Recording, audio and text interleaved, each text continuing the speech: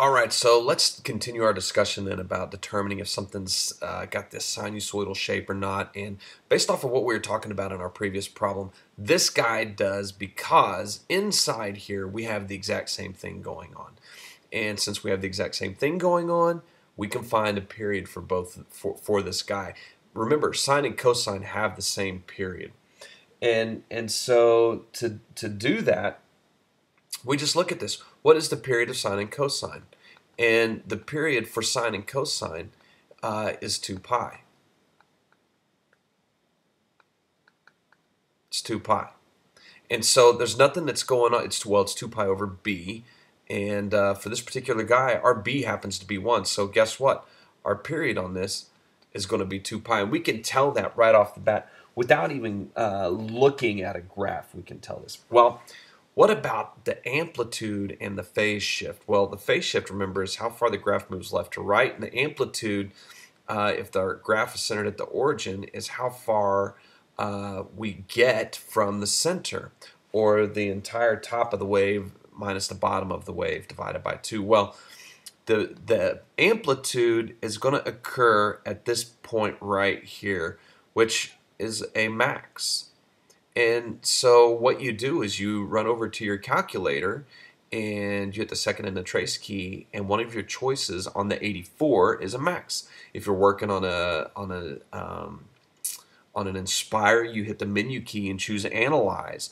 And when you do that, one of your choices is going to be to find a maximum. And so guess what? We've got a maximum. You tell the calculator how to find it. And the maximum on this particular guy is at 5.38. So, and it's at the x coordinate of 0.38.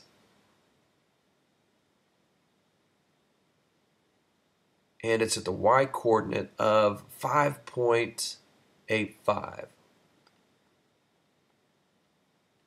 Okay?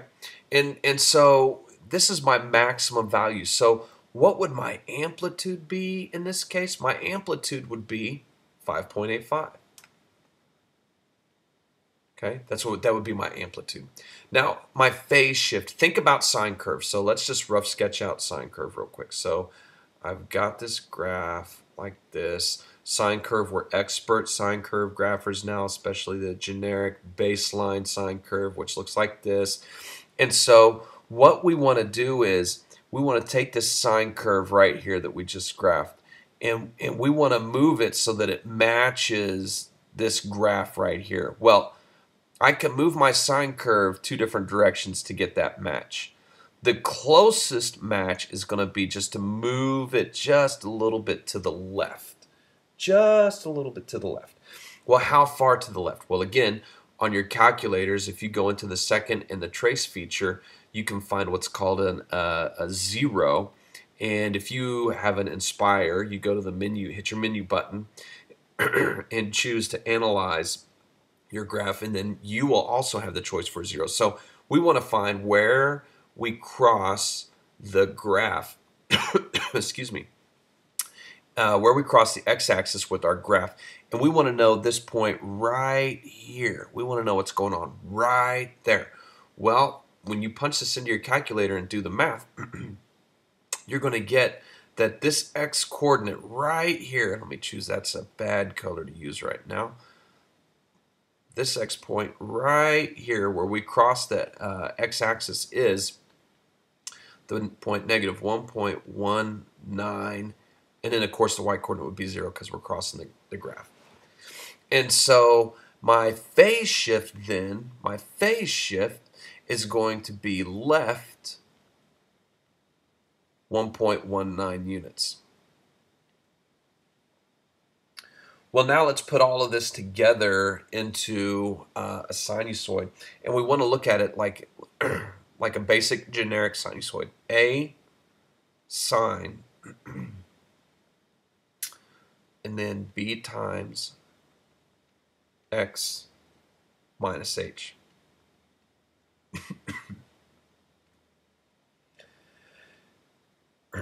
And so when we look at this,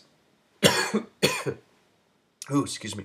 When we look at this, A is the amplitude, So I get 5.85 sine. And in this case, there's nothing that's given us a stretch at all. We just have a regular sine curve. Its period is 2 pi. There's nothing nothing wacky there. So the b is actually 1. So that would give us then x plus 1.19. And that's all there is to it. That's how you work these things. Use your calculators to help you solve the problem out. And if you understand how your calculator works, it's not that bad of a process. Okay, so continuing our discussion of things that are sinusoidal or not, or periodic or not, let's look at sine 2x plus cosine 3x. And if you graph this on your calculator, you get a shape that looks like this. And if you'll notice, this is periodic. Just look at it. It starts to repeat itself. So, if we start at the bottom of the big spike here, we're going to go up, we're going to go back down, and we're going to go a little bit lower, and then a little bit lower again, and then look what happens. When we get back to this point, we go back up on our big spike again, and because of this, we're periodic. We can take this guy and we can move it right here and notice how it's going to match up, or we can move it back here and notice how it's going to match up. It's a periodic shape. Okay. It repeats itself. The y values start to repeat. So the first thing is to show that the graph is not a sinusoid. When we did that, that's definitely not a normal sine curve shape. And so the second part that we want to do is we want to look at this thing and figure out how the period works on it. Well, remember that from our earlier discussion, the sine of 2 pi plus x is equal to sine x. And along those same exact lines, the cosine of 2 pi x plus x is equal to the cosine of x. So we're going to keep these two things in mind here, and we're going to look at what happens if we take this function that we have been given, and instead of working with f of x, we're going to work with f of, guess what, 2 pi plus x. And so now it gets really interesting because this guy becomes sine of 2 times x, which is 2 pi plus x. And the cosine becomes cosine of 3 times 2 pi plus x.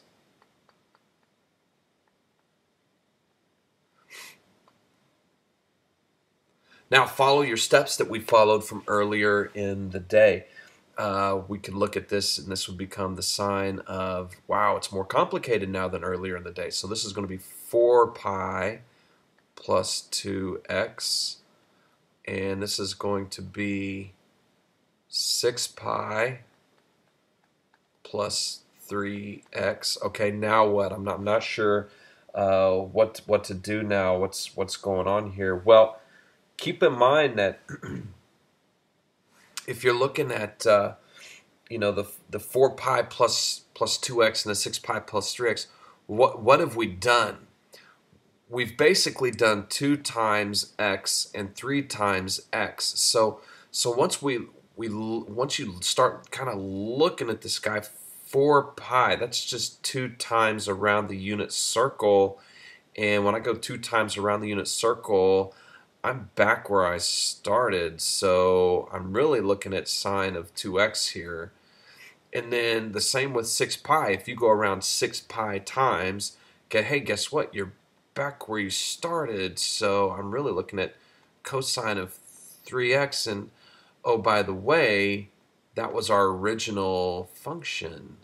And so if something is periodic, you can take these steps and show that every time.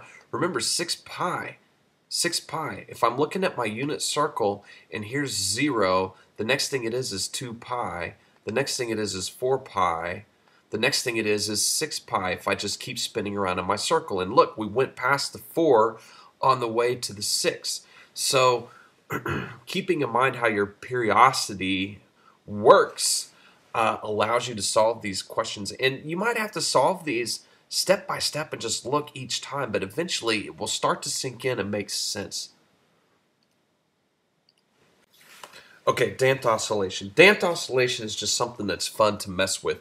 It gives you just really cool graphs, and you can just check them out. They're so cool, and you're not limited. And so for you high school kids that like to do things like this, damped oscillation graphs, if you put several of them together at once, they just make the funnest shapes. And so here's the first one: is this negative 2x sine 4x, and it looks like this. And what damped oscillation is a squeezing effect on the sine curve. And notice on this sine curve right here, we get squeezed as we go towards positive infinity. Squeeze as we go towards positive infinity. And what's happening is we've got what's called a damping factor, and that damping factor is what we're multiplying the x by. And so on this first, the question is, determining whether it shows damped oscillation. Well, notice that we're bouncing back and forth. There's the oscillation. Back and forth, back and forth, back and forth, back and forth, back and forth. There's your oscillation right there. Let's change the color on that guy. And so when you're looking at this damped oscillation in here, that's what you're going for, okay? Is something that does this. And so when you when you look at this damped oscillation, whoa, let's get that guy back here. Let's see here.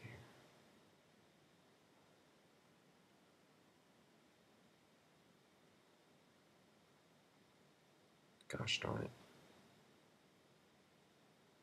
There we go.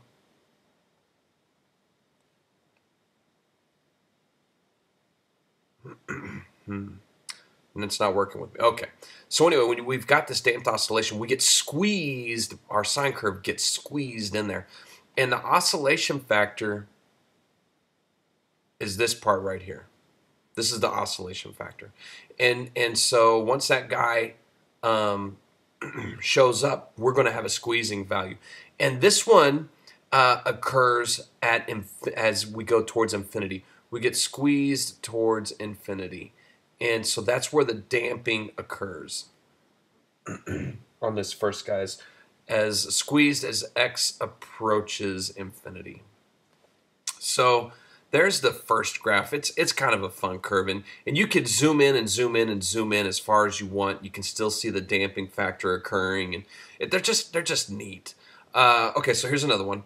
Let's call this first guy, by the way. Let's call him. We'll call him A. So we'll call this A. And here's the next guy. We'll call him B. And I don't see any squeezing at all on my graph. I see no squeezing at all. And so what we're talking about here in this case is there's no damped oscillation. It's just plain old sine curve, cosine curve. Nothing fancy here at all. So this guy, not damped at all. And again, it's once you know what you're looking for, which is a squeeze. We're looking for a squeeze, like a sandwich. We're looking for a squeeze on these graphs. And if there's no squeeze that's visible, then we don't have damping. Here's another one. Here's another one. Look at this guy. Damped oscillation or not, we'll call him part C, and that will go with this guy over here, part C. So what do you think? Damped oscillation or not? Well, guess what goes on right here? Notice that right towards the origin. Notice we've got like a squeeze that's going on in here. You see the squeeze really close in here on the origin? And so this guy's squeezed as x approaches 0. And since he gets squeezed as x approaches 0, we would say that we have damped oscillation at 0. And if you were to zoom out on this graph, you could see it a lot easier. But here's the thing that we're looking for. Again, notice that on both of these guys, where we've got damped oscillation, we're multiplying by a value that has an x in it. On the first guy, we're looking at an exponential function. On the second guy, on part C down here, we're looking at just a linear function.